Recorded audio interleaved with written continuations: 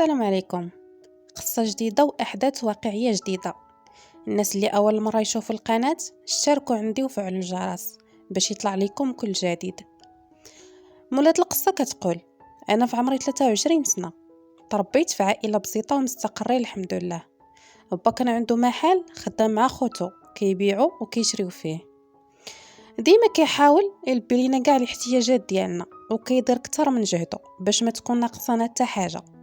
ولكن كيجيو شي اوقات اللي ضروري الوضع المادي كيكون شويه ناقص، يعني الوضع ما كيكونش هو هذاك.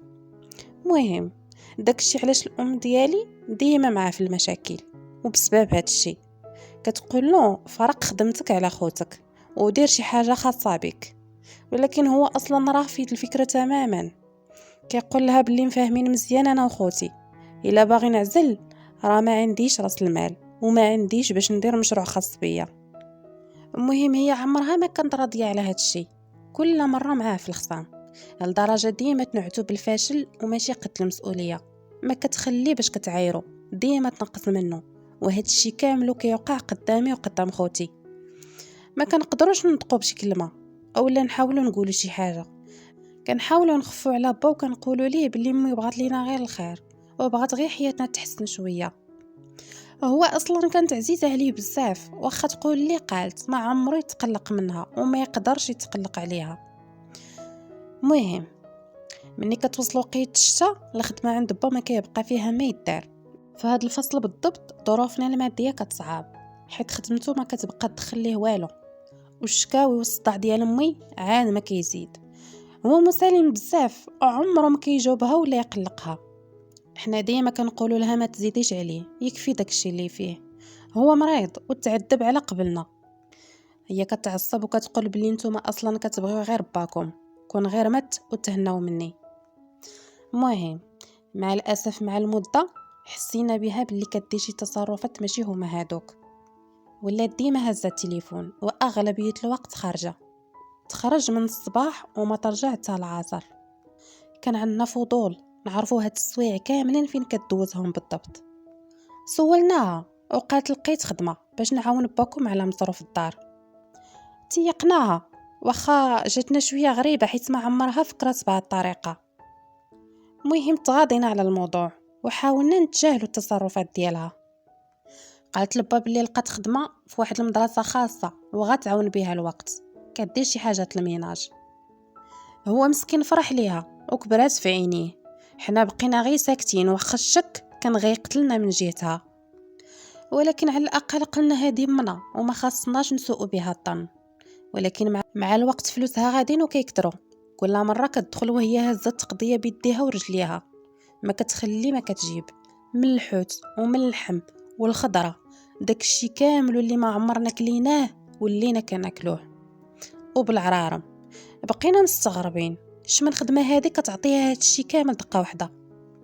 واحد النهار قلت لها امي بغينا نجيو نزورك في الخدمه اللي انت خدامه فيها، نشوفك فين خدامه. تعصبات وغوتات، قالت لي حتى واحد منكم ما يتدخل او لا يذكر لي موضوع خدمتي، دابا واكلين شاربين شنو بغيتو مازال.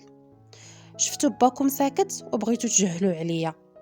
هنا زاد دخلنا الشك كتر، علاش كتقول هاد الهضره وعلاش كتهضر بهاد الطريقه. هنا قررت نراقبها ونشوفها فين كتمشي بالضبط. تغيبنا على القرايه واحد الصباح وتسنينا حتى خرجت من الدار وبقينا تابعينها بلا ما تحس. هنا غتكون الصدمه، دخلت له واحد الحومه اللي خايبه بزاف، رجال يخافوا يدخلوا ليها. حلت باب واحد الدار، دخلت وسدت الباب موراها. تصدمت والشيطان بدا يلعب لي في دماغي. بقينا واقفين واكيد ما غاديش نبقاو نتسناوها حتى العصر. مشينا حدا واحد المراه كانت جالسه كتبيع الديسير، سولناها بطريقه غير مباشره، شرينا من عندها باش ما تعيقش. سولناها على الحومه وعلى ديك الدار بالاخص، قالت عندكم البنات عندكم تمشيو تما اولا تدخلوا للحومه. توترت وقلت ليها علاش؟ قالت هاد الطيور كلهم اللي شفتوا قدامكم معمرينهم غير السحاره والدجالين اللي كينصبوا على عباد الله وكيديو لهم رزقهم. البوليس كل مره كيديو منهم وحدين وكيجيو وحدين اخرين جداد. ملايين صحيحه مشات لعباد الله مع هاد الصحراء اللي هازين يديهم من يد الرحمن. رجعنا للدار وحالتنا عالم بها غير الله، وكنفكروا كنتسائلوا كيفاش امي وصلت لهاد الدرجه، وهاد الشيء كامل على قبل الفلوس. ولات كتجيب الحرام وكتوكلوا لينا. تبعات الشيطان وخلات ربي يغضب عليها بسبب الطمع. ولينا نخافوا منها وما عارفينش كيفاش نقولوها لبا. كان نيت مريض وصحته على قد الحال، ما قدرناش نهضروا. كمدناها في قلبنا وبقينا ساكتين. ولينا غير كنتجنبوها في الدار، ما بقينا كنجلسوا معاها وما بقيناش كنهضروا معاها اصلا. هي لاحظت بلي التعامل ديالنا معاها تبدل، ولكن كاع ما تسوقات. كتحاول تغرينا غير بالفلوس والحوايج وكل ما لا الضواطع في الماكله. ولكن طاحت من عينينا، ولينا خايفين منها. اختي قالت لي ما بقيتش قادره نصبر ولا نتحمل نجلس معاها في طبله وحده ولا في دار وحده، وهي كدير هادشي راه ما كيخلينيش انا نعس بالليل. قلت ليها ما عندنا حتى حل من غير اننا نتحملوا ونصبروا. امي دخلت لواحد الطريق اللي تخليها ما كيخرجش منها من غير لا كان ميت. قالت لي علاش ما كاينش حل؟ هادشي خاصنا نديروا ليه حد، واخا نعرفوا نبلغوا عليها اللهم تدخل الحبس ولا تعيشنا في الحرام وحنا ما دايرين لا بيدينا ولا برجلينا. تعصبت عليها وقلت لها واش انتي مريضه؟ واش باغا تدخلي امك للحبس؟ بركه من الحماق. وباكي اللي سمع بهذا الشيء، واش ما خفتيش تجي شي سكته قلبيه من غير السمعه ديالنا اللي غتولي في الارض؟ المهم سكتات وحسيت باللي عندي الحق في الهضره اللي قلت ليها. فكرت تعيت وقررت صافي، قررت نواجه امي ونقول لها بلي حنا عارفين داكشي كامل اللي كدير. مشيت ليها قلت لها شوفي راه حنا عارفين كلشي، وفلوسك عارفين منين كتجيبيها وعارفينك فين كتضلي النهار كامل. تصدمات، ولكن في نفس اللحظه خرجات عينيها وقالت لي واش يحسب لك هاد الهضره كتخلعيني بها؟ قلت لها بلي ما بغيناهاش تضيع، وطال الزمان ولا قصر كلشي غيعرف بخدمتها. الحومه صغيره وتا حاجه ما كتخبى. انا وقفات وشدتني في يدي ورقات عليا، داتني وجابتني بعصبيه. قالت لي شوفي نهار نعرفكم كاملين، اي واحد فيكم او الا شي واحد فيكم نطق بشي حاجه ما غاديش نرحمكم واخا تكونوا ولادي. تصدمت منها وحاسه بحال شي حد اخر كيهضر فيها. الليل كامل وما نعس، وما كاين اللي بقى فيا وقطع لي قلبي قد دبا. اللي متيقه ومستحيل يتيق باللي كدير شي حاجه بحال هكا. حسيت باللي الحل الوحيد هو نديكلاري بيها، واللي ليها كان اصعب قرار كناخدو في حياتي. عارفه باللي حياتنا غتشتت وغتدمر وتابا غندمروا معايا.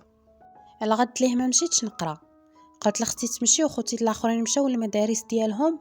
امي مشات للبلاصه المعلومه، لبست حوايجي ومشيت لعند البوليس. عاودت لهم كلشي بالتفصيل الممل، عطيتهم المعلومات وعطيتهم حتى العنوان، وخرجت من عندهم وانا كنبكي.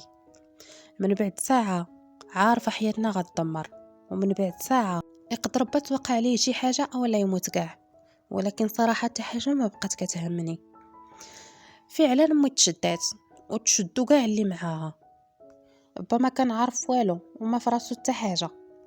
شويه عمامي غيدخلوا لعنا وهما معصبين وكيغوتوا وكيقولوا لبا بلي مهبط ليهم راسهم من الارض.